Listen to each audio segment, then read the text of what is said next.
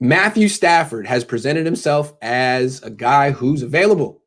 This is interesting. You know, at the end of the year, a lot of journalists were pressing Kyle saying, is Jimmy Garoppolo going to be your quarterback next year? And he kind of gave this look like, what do you want me to say? That's the way I interpret it. And he would say, yeah, he's our quarterback next year. Yeah. But the way I always felt is like, man, things are going to change. He can't say no. What's he going to say? No, we're going to move on from Jimmy Garoppolo because Matthew Stafford might request a trade in a couple of months. He couldn't say that. He just has to say, yeah, Jimmy's our guy, and then let things play out. Things will change. Because now if the Niners are to trade, we're to trade for Matt Stafford, no one would say, hey, Kyle, you lied. How did you led us astray? We thought Jimmy was coming back. You'd just be like, hey, yeah, Stafford was available. Go get him. I mean, no one's going to hold him to his word on that. So I understand. And that's why I always said, like, guys, things are going to change. Jimmy's not coming back, even if they say he is. So Stafford's available. This is great. He's almost 33. He's my age. He's like a month younger than me. He throws a much better spiral than I do. He's a hell of a physical talent. He was the first pick in the draft. He's been a guy that the league has always respected no matter how little results he gets. I mean, honestly, his quarterback rating is like 87 for his career. He's never won a playoff game. He gets a lot of passes, rightfully so. He's been on an awful organization, a bottom 5 organization his entire career. Never had really a running game or a defense.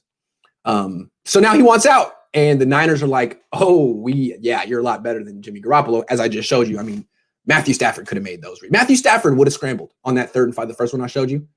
He would have thrown to George Kittle over the middle on the second one I showed you. Stafford would have handled that. Now, so would Kirk Cousins. But Kirk Cousins hasn't requested a trade. Stafford has. Stafford's available. So it works financially. He's too expensive for the Lions, but there's a $13 million prorated signing bonus the Niners wouldn't have to be responsible for. So he's actually affordable. He'd be cheaper. He'd be cheaper for them. The Niners would save money cutting or trading Jimmy Garoppolo and trading for Matthew Stafford. They would save money, a couple of $1 million. So it's worth it. He's much better. The question with Stafford is, how do you get him? It's not, does he fit in the salary cap? He does. It's not, is he an upgrade over Jimmy Garoppolo? He is. It's how do you get him? Because it's not like the Niners are the only team that wants Matthew Stafford. Any team that doesn't have a quarterback and doesn't have the first pick in this draft is going to be interested. I mean, the Jaguars would probably prefer to have Trevor Lawrence, but even the Jets, would you rather draft Justin Fields or Zach Wilson with the second pick or trade that for Matthew Stafford? I'm not sure that Zach Wilson or Justin Fields are going to actually be starting caliber quarterbacks in the NFL. Matthew Stafford is a good quarterback, not just a starting caliber, a good quarterback, maybe a very good quarterback, not a great one. Otherwise, he would have won a playoff game at one point in his career. So what is it going to take? It seems that you don't want to trade that first round pick this year if you don't have to. The 12th pick in the draft, that's the Niners' best opportunity to either get a corner to replace Jason Verrett or get an offensive lineman to replace Mike McGlinchey or get a starting guard or something. That is your best opportunity to get a player who can contribute right away and make the team better. If you trade that for Matthew Stafford, you trade the 12th pick for Matthew Stafford. Now you still have a bad offensive line. And I feel like Niner fans you're getting excited. You're like, I don't care. I don't want to hear about the offensive line. Just give me a franchise quarterback and he'll make it all better. I don't know about that. I mean, wouldn't you feel kind of stupid wouldn't the Niners feel kind of stupid if they traded for Matthew Stafford, you put him behind the same offensive line and he gets hurt too? Like, well, I guess we learned the answer to that one. I don't see the point of trading assets to get a quarterback so you can put him behind Mike McGlinchey and just wait for the inevitable injury. Or Laken Tomlinson. Laken Tomlinson's the one who got Jimmy Garoppolo hurt. And does Stafford move better than Jimmy? Yes. Is Stafford mobile? Not particularly. He moves okay, but he's almost 33. And it seems like every season in his 30s now, he ends up by week 17 with a couple of broken bones. He takes big hits. He may not take a lot of hits, but the hits he takes are big. You know how like Frank Gore would always take the glancing blow? He would kind of duck.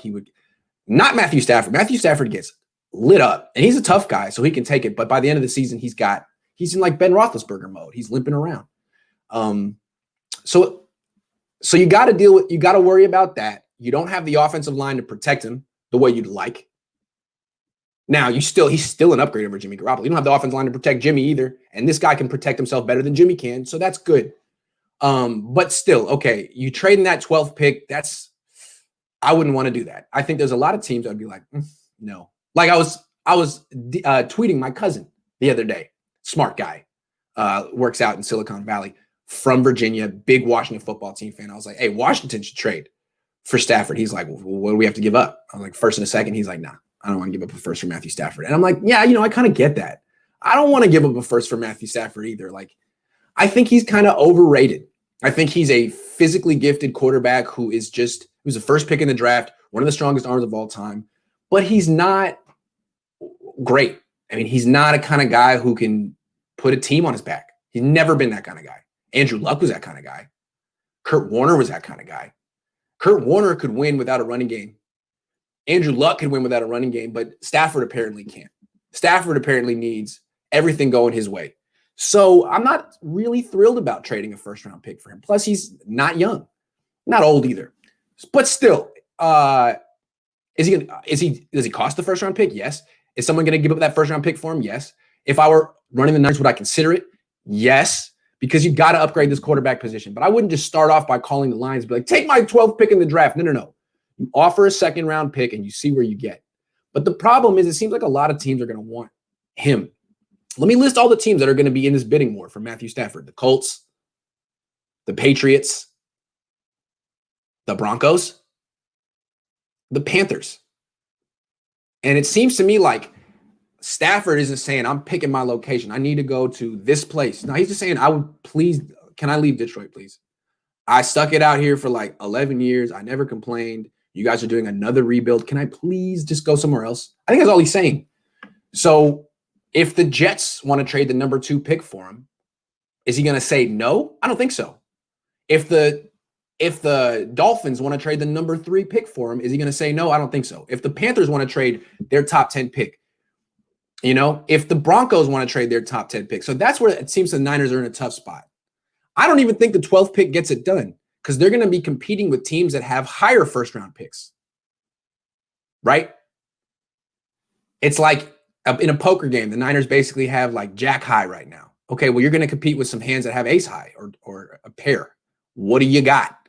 So the Niners are going to have to offer the 12th pick and a first in 2022 or the 12th pick and a second in 2022. I think it's very possible that the Lions end up getting 2 firsts for Matthew Stafford just because there's going to be a bidding war. Just like you put a house on the market, you might list it at $750,000 and then boom, you end up getting 1.2 for it because all these people want it. I have all these great metaphors today, right? That's what's going to happen to Matthew Stafford. The Niners are going to be competing against Denver, and Denver's going to really want him. And they're going to offer the 8th pick in the draft, and the Niners are going to have to make up some draft capital. They'll have to offer their second next year, their first next year. At what point does Stafford get too expensive? That's the thing. The Niners should be aggressive. They should be involved. They should be calling, but they also should have like a price that they don't go over. You don't just give everything for Matthew Stafford. There's a price for every player. And all I'm saying with Stafford is I think he's going to get expensive in the draft pick department. It could cost you 2 firsts. Plus, that may not even be enough to get it done. A first this year, a first next year. Now you're paying a whole lot for a guy who's in his 30s and has never won a playoff game.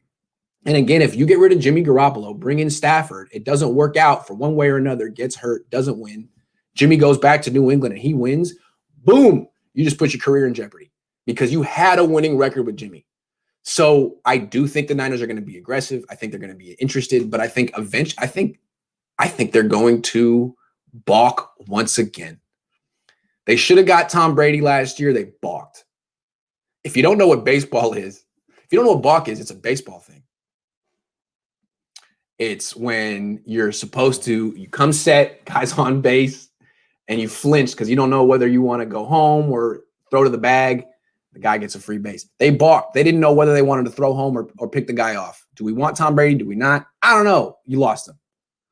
I think they're going to balk on Matthew Stafford too. Do you want Matthew Stafford? Yes. Is he an upgrade over Garoppolo? Yes. Are you willing to trade that 12th pick? Yes. But are you willing to go all the way and win this bidding war? You weren't with Khalil Mack. You weren't with Odell Beckham Jr. I don't think they're going to be willing in this one. I think they're going to get outbid by Denver or Indianapolis. Indianapolis. And it makes sense for them to go after Matthew Stafford because they have the offensive line to protect him. They can give away a bunch of picks and say, you know what, we have a setup that you would love, that you would thrive in right now. If I were Mike McGlinchey, I'd be looking at the Niners like, okay, I like everything you got going on there, but I said Mike McGlinchey. If I were Matthew Stafford, I'd be like, yeah, okay, I like tight end, I like the running backs, I like the wide receivers. What's up with that right tackle though? What's the plan there? I don't like that. I've seen Grant Cohn's videos about him. I've seen the Amazing Grace slow motion Mike McGlinchey. No. I don't want to play behind that. I mean, maybe I can make Mike McGlinchey look better, but he's still a stiff. So what's the plan there? Yeah, I just feel like the Niners are going to get in a bidding war and ultimately bow out the way they did, the way they always do. And they'll say, you know, we tried. We wanted them. We tried. Of course, we were interested. We just got a little too expensive. That's my prediction. And I hate to be negative and pessimistic, but I'm not even sure that it's the best option for the Niners.